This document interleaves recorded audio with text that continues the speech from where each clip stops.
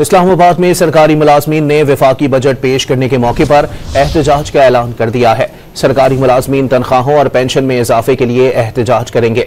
सरकारी मुलाजमीन को रोकने के लिए पुलिस की भारी नफरी तैनात कर दी गई है। मजीद जानते हैं डॉन न्यूज के नुमाइंदे शकील करार से। जी शकील, बताइएगा क्या मनाजिर है?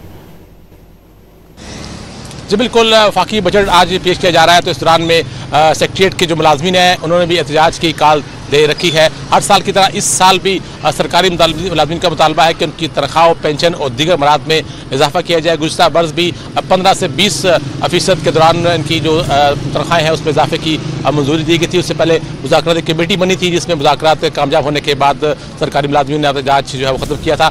आज भी सरकारी मुलाजमीन जो है वो सेक्रेटरीट के बाहर मौजूद है, नारेबाजी कर रहे हैं, इकट्ठे हो रही है। जो ही ये बजट आज पेश किया जाएगा उस दौरान में ये मुलाजमीन सेक्रेटरीट से पार्लियामेंट हाउस तक एहतजाज करेंगे, नारेबाजी करेंगे और अपने मुतालबात पेश करेंगे। और इस दौरान में सिक्योरिटी के लिए पुलिस की भारी नफरी जो है वो सेक्रेटरीट के सामने और पार्लियामेंट के सामने जगह जगह मौजूद है। और पुलिस का ये कहना है कि मुलाजमीन जो है उनको पार्लियामेंट हाउस जाने से रोकने की जो है अहकाम जारी हुए हैं और मुलाजमीन को कहा गया कि वो अपनी हद तक रहे, सेक्रेटरीट तक रहे, लेकिन मुलाजमीन का कहना है कि वो पार्लियामेंट हाउस तक लाजमी जाएंगे और अपना एहतजाज रिकॉर्ड करवाएंगे।